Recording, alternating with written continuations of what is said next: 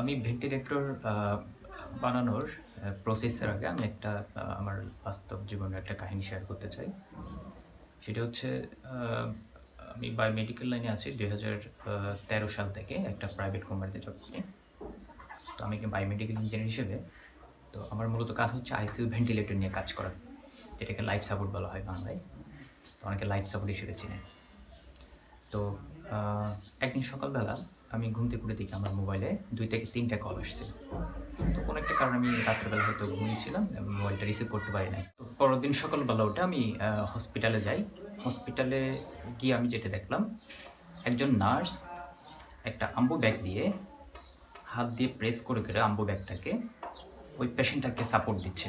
মানে হচ্ছে আপনার ভেন্টিলেটরে যে কাজটা করতো, সেই কাজটা ম্যানুয়ালি যেটা অ্যাম্বু ব্যাগ বলা হয়, এই অ্যাম্বু ব্যাগ দিয়ে একজন নার্স সারারাত ধরে প্রেস করে ওই পেশেন্টের পাশে দাঁড়িয়ে থেকে ওনাকে একটা সাপোর্ট দিয়ে পেশেন্টটাকে টিকিয়ে রেখেছে। নার্স সারারাত ধরে আম অ্যাম্বু ব্যাগের মাধ্যমে ম্যানুয়াল ব্রেক দিয়ে একটা পেশেন্টকে বাঁচিয়ে রেখেছে। তো আমি একটা জিনিস চিন্তা করলাম যে আম্বু ব্যাগটাকে যদি আমি অটো সিস্টেম দিয়ে অটো কোনো কিছু দিয়ে এটাকে প্রেস করতে পারি, তাহলে এটা পোর্টেবল, লো কস্ট এবং হচ্ছে ম্যাক্সিমাম ১০ থেকে ১২,০০০ টাকায় বাংলাদেশি এটা তৈরি করা সম্ভব।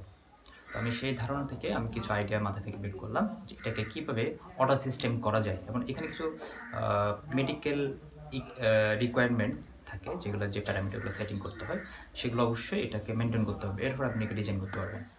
তো আমি গত কিছুদিন আগে একটা পোস্ট দিয়েছিলাম ফেসবুকে, মাত্র ১০,০০০ টাকায় একটা পোর্টেবল ভেন্টিলেটর খুব ইজিলি বানানো যায়। তো এটি ফেসবুকে খুব ভাইরাল হয়। এরপর থেকে আমাকে অনেকেই কল করেছে, অনেক মেসেজ পেয়েছি, অনেকগুলা পাবলিক ইউনিভার্সিটির টিম আমার সাথে কন্ট্যাক্ট করেছে যে এটি আসলে কি বানানো যায় কিনা, এবং এটার যে ইকুইপমেন্টগুলো সেটা মার্কেট অ্যাভেলেবেল কিনা, বা এই মুহূর্তে এখন তো আমাদের হচ্ছে লকডাউন চলতেছে, তো এই মুহূর্তে এই পার্টসগুলা কীভাবে কালেকশন করবো খুব সহজে। তো আমি চিন্তা করলাম যে এই জিনিসগুলা আমার লোকাল মার্কেটে খুব ইজিলি পাওয়া যায়। তো এখন আমি আজকে আপনাদেরকে যে জিনিসটা দেখাবো সেটি বর্তমান প্রেক্ষাপটে একটি emergency life support machine local market থেকে পার্টসগুলো কালেকশন করে কীভাবে বানানো যায় তার একটু কিছু আইডিয়া। চলুন আমরা তাহলে শেয়ার করি এটা কীভাবে কাজ করে। আমরা প্রথমে দেখব হচ্ছে অ্যাম্বু ব্যাগটা কীভাবে কাজ করে, এরপর সেটাকে মেকানিক্যাল অটো সিস্টেমটা কীভাবে ডিজাইন করব, এর পরবর্তী সময়ে আমি এটার ব্যবহার নিয়ে কিছু কথা বলবো। একটা সময় ছিল যখন আমাদের মেডিকেল সায়েন্সটা এত উন্নত ছিল না, তখন হচ্ছে এত হাই কোয়ালিটির যে ভেন্টিলেটরগুলো, এখন যে ভেন্টিলেটরগুলো পাওয়া যায়, এই ভেন্টিলেটরগুলো যখন ছিল না, তখন হচ্ছে ১৯৫৩ সালের দিকে জার্মান দল বিশেষজ্ঞ এই আম্বু ব্যাগটি বানিয়েছিল প্রথম। তো ওদের কোম্পানির নাম অনুযায়ী এই ব্যাগটিকে বলা হয় হচ্ছে অ্যাম্বু ব্যাগ। তো এই অ্যাম্বু ব্যাগটি মূলত একটি ম্যানুয়াল ব্রিদিং সিস্টেম হিসেবে কাজ করে, বা ম্যানুয়াল ভেন্টিলেটর হিসেবে কাজ করে। তো এখন আপনি যদি লো কস্টে কোনো একটা ভেন্টিলেটর ডিজাইন করতে চান, তাহলে আমি মনে করি এটি একটি খুব ভালো একটা পন্থা। যদি আমি এটি যেহেতু আপনার হাত দিয়ে পুশ করে একটা ভেন্টিলেটর বা ব্রিদিং সিস্টেম একটা পেশেন্টকে দেয়, তো এটি যদি আমি হাতের পরিবর্তে একটা অটো সিস্টেম করে কোনো কিছু দিয়ে ধাক্কা দিয়ে এটিকে পুশ করাই দিতে পারি, তাহলে আমার এটি অটো ব্রিদিং সিস্টেম হিসেবে কাজ করবে। এখন এটিতে যে প্রবলেমটা সেটা হচ্ছে এটি অটোমেটিক্যালি কীভাবে পুশ করানো যায় সেটি ডিজাইন করা। তো আমি একটা ডিজাইন এখানে রেডি করেছি, এটা একটা ডেমো আকারে। তো এটি দিয়ে আমি দেখাবো যে এটি কীভাবে এই অ্যাম্বু ব্যাগটাকে বিট পার মিনিট হিসাব অনুযায়ী বা বিপিএম হিসাব অনুযায়ী এটিকে আপনি পুশ করে একটা অটো ভেন্টিলেটর বানাইতে পারেন। তা আপনাকে যেটি প্রথম করতে হবে, এরকম একটা ডিজাইন আমি এখানে ডেমো দেখিয়েছি, যেটা এরকম একটা ডিজাইন থাকবে। প্রথমে এখানে দুটো আমি স্ট্যান্ড বানিয়েছি, যে দুটো স্ট্যান্ডের মধ্যে হচ্ছে এই জিনিসটা, এই অ্যাম্বু ব্যাগটাকে বসানো যাবে। এটা একটা এটি যদি আপনি নিওনেটাল পেশেন্টের জন্য হিসাব করেন তাহলে নিওনেটাল যে অ্যাম্বো ব্যাগগুলো থাকবে এই অ্যাম্বো ব্যাগের ডিজাইনটা আপনি এই জিনিসটা ডিজাইন করে নিতে পারেন। আর এটা যেহেতু আমার এখানে যেটা আছে সেটা হচ্ছে অ্যাডাল্টের জন্য আমি ওই হিসাব করে এটা ডিজাইন করেছি যে এটা সাইজ অনুযায়ী আপনি দুটো স্ট্যান্ড এভাবে করে নিতে পারেন। এগুলো সাধারণত আপনার স্টিলের বা অ্যালুমিনিয়ামের বা কোনো শক্ত কিছু দিয়ে আপনি এটাকে বানিয়ে নিতে পারেন। এরপর এটিতে যেটি করতে হবে, মেন কাজ হচ্ছে এটাকে ধাক্কা দিয়ে এটাকে প্রেস করা। তো এখন প্রেস করার জন্য বিভিন্ন মাধ্যম আমরা ইউজ করতে পারি। সেটির মধ্যে আমি যে জিনিসটি আমাদের লোকাল মার্কেটে অ্যাভেলেবেল সে অনুযায়ী একটা ডিজাইন এখানে আমি রেডি করেছি।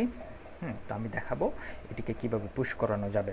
প্রথমে যেটি লাগবে আমি এটি উঠে নিলাম, এখানে রাখলাম।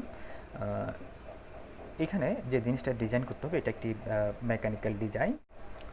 তো আমি এখানে যে জিনিসটা ডিজাইন করেছি সেটা হচ্ছে মূলত একটি মোটর ইউজ করে। হ্যাঁ, তো আমি এখানে আপনাদের সহজে বোঝার জন্য যেটি বলবো যে আপনারা এই জায়গাটা একটি স্টিল গিয়ার মোটর ইউজ করতে পারেন, আর স্টিপার মোটর ইউজ করতে পারেন, সার্ভো মোটরও ইউজ করা যায়। তবে সেক্ষেত্রে আপনাকে একটা জিনিস খেয়াল করতে হবে, সার্ভো মোটরের যে অ্যাঙ্গেল ভ্যালুটা যেন এমনটাই হয় যে মানে এটা খুব দ্রুত ধাক্কা না দেয়। হ্যাঁ, সার্ভো মোটর আপনার হচ্ছে খুব কন্টিনিউয়াস যদি এটাকে ধাক্কা দেয় অ্যাঙ্গেল অনুযায়ী তাহলে সেটা আপনার পেশেন্টের লাংকে যে প্রেশারটা খুব দ্রুত যাবে। হ্যাঁ, তাহলে সেক্ষেত্রে একটা প্রবলেম হওয়ার সম্ভাবনা থাকে। তো সেই জন্য আমি সাজেস্ট করবো আপনার এখানে স্টেপার মোটর আর হচ্ছে আপনার স্টিল গিয়ার মোটর ইউজ করতে পারেন এই জায়গাটার মধ্যে। তো আমি ধরে নিলাম এটা একটি steel gear motor. Steel gear মোটরে আরপিএম কন্ট্রোল করাটা খুবই সহজ। আপনি যদি পিডাব্লিউএম ইউজ করেন তাহলে যারা মাইক্রো কন্ট্রোলার নিয়ে কাজ করে আরবিএম নিয়ে কাজ করেন তাদের জন্য খুবই সহজ এটি। আপনার পিডাব্লিউএম ইউজ করে খুব সহজে একটি গিয়ার মোটরের স্পিডটা কন্ট্রোল করা যায়। তাহলে এই আমি ধরে নিলাম এটি একটি স্টিল গিয়ার মোটর। আমার আসলে এখানে কিছুই নাই আমার বাসার মধ্যে, যেহেতু লকডাউন চলতেছে আমি এখান থেকে যেটাই আমার ছিল সেটি দিয়ে আমি দেখাচ্ছি। আমি ধরে নিলাম এটি একটি স্টিল গিয়ার মোটর। হ্যাঁ, স্টিল গিয়ার মোটরের এটি একটি শেফট। এই শেফটের সাথে আমি এই স্ক্রুটা আমি এখানে কাপলিং করে দিব। এরকম এটা আপনি ঝালাই করে বা কোনো একটা সিস্টেম করে এটাকে আপনাকে ঝালাই করে নিতে হবে। এরকম করে এটা কানেক্টেড করে নিলেন। তাহলে কি হচ্ছে আমার যখন হচ্ছে এই শেপটা ঘুরবে, অর্থাৎ মোটর যখন ঘুরবে এই শেপটা ঘুরলে কি হবে, আমার এই জিনিসটা রোটেট হবে। এই জিনিসটা রোটেট হলে আমি যখন এটা রোটেট করব তখন আমার যে অংশটা, এই যে আমি এখানে একটা ডিজাইন করেছি যেটি এখানে একটা এটা হচ্ছে স্লাইডারের মতো ডিজাইন করেছি। এই স্লাইডারটা কী হবে তখন হচ্ছে সামনের দিকে আসবে, এদিকে চলে আসবে। এটি একটি এই যে এই স্লাইডারটা খুব ইজিলি মুভ করানো যায় যদি আমি এই মোটরটাকে ফরওয়ার্ড এবং রিভার্সে ঘোরাইতে পারি। তো আমি ধরে নিলাম এই মোটরটা যে শেফট এটি ঘোরার বলে ধরলাম যে আমি ক্লকওয়াইজ ঘোরাইলাম। ঘোরানোর সময় কী হচ্ছে আমার এই মোটরটি এটিকে ধাক্কা দিয়ে সামনের দিকে নিয়ে যাবে। সামনের দিকে নিয়ে গেলে আমার এখানে কিছু আমি গিয়ারের মতো করে দেখিয়েছি যে এখানে যদি আমরা একটা গিয়ার লাগাই বা এখানে যদি একটা বেল্ট লাগাইতে পারি তাহলে কী হবে, এই গিয়ারের ধাক্কায় এখানে আরেকটা গিয়ার থাকবে, এই জায়গাটা একটা গিয়ার থাকবে, এটি ঘুরবে। এটি যদি এরকম করে ঘুরে তাহলে কি হচ্ছে এখানে আরেকটা স্লাইডার ইউজ করেছি। এই স্লাইডারটা পিছন থেকে ধাক্কা দিবে ব্যাগটাকে, আর এই স্লাইডারটা সামনের দিক থেকে ধাক্কা দিবে, অর্থাৎ এটি সামনের দিক থেকে ধাক্কা দিবে আর এটা হচ্ছে পিছনের দিকে ধাক্কা দিবে, অর্থাৎ দুই দিক থেকে এটাকে কম্প্রেসড করবে। দুই দিক থেকে যখন কম্প্রেসড করবে এই ব্লাউজটাকে আমি যদি এখানে একটা ব্লাউজ ধরে নিই, এখানে যদি একটা ব্যাগ ধরে নিলাম, এই ব্যাগটা যদি আমি এভাবে রাখি তাহলে কি হবে, তাহলে যেটা হচ্ছে আমি একটা মোটর ইউজ করে, অর্থাৎ একটা মোটর দিয়ে ঘুরাইলে আমার এই দুই পাশের থেকে আমি এটাকে প্রেস করতে পারবো এরকম। এরকম তাহলে আমি যদি এটিকে আমি এটার স্পিড যেটা বললাম আমি এটার স্পিডটা সেট করে দিলাম, যে একটা ভেরিয়েবল দিয়ে সেট করে দিতে পারি বা কিছু বাটন দিয়েও সেট করে দিতে পারি যে এই স্পিডটা যদি একটু বাড়ে, আমার গিয়ার মোটর বা স্টেপার মোটর যদি স্পিডটা বাড়ে তাহলে সে খুব দ্রুত ধাক্কা দিবে। তাহলে দ্রুত ধাক্কা দিলে হচ্ছে তার বিপিএমটা বাড়বে। আর যদি স্লোলি ধাক্কা দেয় তাহলে হচ্ছে বিপিএমটা কমে যাবে। এখন এটা আপনি কীভাবে সেট করবেন? আপনাকে এটা যখন স্পিডটা আরপিএমটা আপনি যখন সেট করবেন তখন আপনাকে একটু টেক্সটিং করে পিডাব্লিউএম ভ্যালুটা ওই জায়গায় সেট করতে হবে, যে জায়গাটায় গিয়ে আপনার হচ্ছে প্রতি মিনিট আপনার কাউন্ট করে নিতে হবে। ধরলাম আমি 10টা বিপিএম দিব। তো 10টা রেট যদি আমি পেশেন্টকে দিতে চাই তাহলে আমাকে প্রতি মিনিটে এই মোটরটাকে 10 বার ধাক্কা দেওয়ার সিস্টেম করতে হবে। হ্যাঁ, অর্থাৎ এটাকে আমি এমনভাবে রোটেট করাবো যেন 10 বার প্রতি মিনিটে ধাক্কা দেয়। তাহলে 10 বার যদি ধাক্কা দেয় তাহলে আমার ব্রেথ হচ্ছে কত? 10টা। আর যদি আমি এটিকে মোটরটাকে সেট করে দিলাম একটা ভেরিয়েবল দিয়ে বা আপনি বাটন দিয়ে সেট করে দিলাম যে এটা 12টা ব্রেথ দিবে, তাহলে এটাকে আমাকে ঘোরায় ঘোরায় দেখতে হবে যে কতটা কত আরপিএমে গেলে হচ্ছে কি আপনার 15টা বা 12টা ব্রেথ দিতে পারতেছে। তখন সে অনুযায়ী এটি আপনার খুব ইজিলি এটিকে ব্রেথ দিলে আপনার হচ্ছে পেশেন্ট একটা সাপোর্ট পাবে। তো এই হচ্ছে মূলত আমার এখানে যে মেকানিজমগুলো ছিল, এটা হচ্ছে আপনি একটা গিয়ার মোড দিয়ে বা একটি স্টেপার মোড দিয়ে এই জিনিসটা করে নিতে পারেন। এটি খুব সিম্পল। আরেকটা সিস্টেম আছে, সেটা হচ্ছে আমরা যারা রোবোটিক্স নিয়ে কাজ করি বা অনেক পাবলিক ইউনিভার্সিটি আছে যারা হচ্ছে আপনার রোবোটিক হ্যান্ড ডিজাইন করেছে। রোবোটিক হ্যান্ড ডিজাইন করাটা এতটা জটিল না। যারা হচ্ছে রোবোটিক হ্যান্ডের যে গ্রিপারটা যদি আমি এই জায়গাটার পরিবর্তে ধরে নিলাম আমি এগুলো নাই, এই জায়গায় যদি আমি এই আম্বু ব্যাগের উপরে দুই পাশ থেকে যদি একটা গ্রিপার, মানে ধরে নিলাম আমার এই হাতটা হচ্ছে একটা রোবোটিক গ্রিপারটা, হ্যাঁ, এই মিনিটে 10 বার পুশ করলো ছেড়ে দিল, পুশ করলো ছেড়ে দিল, বা 10 বার 12 বার এরকম করে একটা পুশ করে ছেড়ে দিবে। তাহলে এটিও দিয়ে কিন্তু এটিকে অটো সিস্টেম করা যায়। এটার জন্য আমি একটা ডেমো ডিজাইন করেছিলাম, সেটা হচ্ছে অনেকটা রোবোটিক হ্যান্ডের মতোই। তো রোবোটিক হ্যান্ডটা এটা ধরে নিলাম আমি, এটা একটি রোবোটিক হ্যান্ড। আমি এখানে ধরে নিলাম যে এটা একটি রোবোটিক হ্যান্ডের এভাবে এটা ক্লাপস করবে, এভাবে এটা ধরে রাখবে। হ্যাঁ, যখন পুশ করবে, এটা যখন পুশ করলে ছেড়ে দিল, পুশ করলো ছেড়ে দিল। এখন এটিকে আমি যদি এরকম মিনিটে 10 বার প্রেস করাই দিতে পারি, তাহলে হচ্ছে কি আমার 10টা বিট পার মিনিট বা 10টা ব্রেথ বা 10টা রেট পেশেন্টকে দিতে পারবো। তো আমি এখানে দুটো সিস্টেম দেখিয়েছি, এর বাইরেও আপনারা চাইলে অন্যভাবে এটিকে ডিজাইন করে নিতে পারেন। লাইক ধরেন একটি কিছু অ্যাকচুয়েটর পাওয়া যায়, যেগুলো অ্যাকচুয়েটর গ্যাস স্প্রিং টাইপের কিছু অ্যাকচুয়েটর থাকে। ওই গ্যাস স্প্রিং থেকে বেটার হয় আপনারা যদি কোনো এমন কিছু পান যেটা হচ্ছে খুব লিনিয়ারলি এটিকে ধাক্কা দিতে পারে, আবার পিছন থেকে ব্যাক করতে পারে। হ্যাঁ, এরকম কিছু দিয়েও আপনি এটিতে পুশ করে দেবেন। অর্থাৎ আমার কথা হচ্ছে আপনি যদি অ্যাম্বু ব্যাগটাকে কিছুক্ষণ পর ধাক্কা দিয়ে দিতে পারেন তাহলে সেটা একটা অটো ভেন্টিলেটর হিসেবে কাজ করবে। তো আমি যে দুটো ডিজাইন দেখিয়েছি, এখানে প্রথম যে ডিজাইনটা ছিল, এই ডিজাইন আমার মনে হয় খুব সহজে আপনি এটিকে ভেন্টিলেটর কাজ করতে পারবেন, এবং এটিতে আপনার সর্বোচ্চ ওভারঅল একটি গিয়ার মোটর এবং মেকানিক্যাল যে মেকানিজমগুলো ওগুলো হিসাব করলে সর্বোচ্চ 10,000 টাকার বেশি খরচ হবে না। 10,000 টাকার ভিতরে আপনি এটিকে অটো সিস্টেম করে নিতে পারবেন। তো আশা করি আপনাদের এটি উপকার আসবে।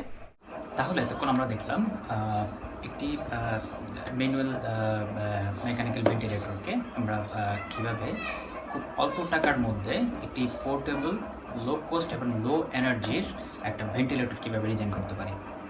এখন আপনারা অনেকেই ভাবছেন যে এটা তো খুব সহজেই করা যেতে পারে, তাহলে এটা করে নাই কেন? তো আসলে এটি মূলত ইউজ হয় যেখানে খুব বেশি ইমার্জেন্সি না হলে আসলে এই ধরনের ভেন্টিলেটর ইউজ করা উচিত না, আমি যেটা বলবো। যেমন এটিতে কিছু লিমিটেশন আছে। তো ধরে নিলাম আপনি এরকম একটা ডিভাইস ডিজাইন করে ফেললেন, এখন এই ডিভাইসটি প্রত্যেকটা পেশেন্টের জন্য উপযোগী কিনা, প্রথম কোয়েশ্চেন। তো সেটার আনসার হিসেবে আমার এক্সপিরিয়েন্স থেকে আমি যেটা বলবো, এটি ধরলাম আপনি কোনো একটা পেশেন্টকে এরকম যে পেশেন্টের কিছু ব্রেথ আছে, স্পন্টেনিয়াস পেশেন্ট যেগুলো বলা হয় বা স্পন্টেনিয়াস ব্রেথ যেগুলো বলে, সেক্ষেত্রে কী হবে, সেক্ষেত্রে আপনি এটা ইউজ করতে পারবেন না।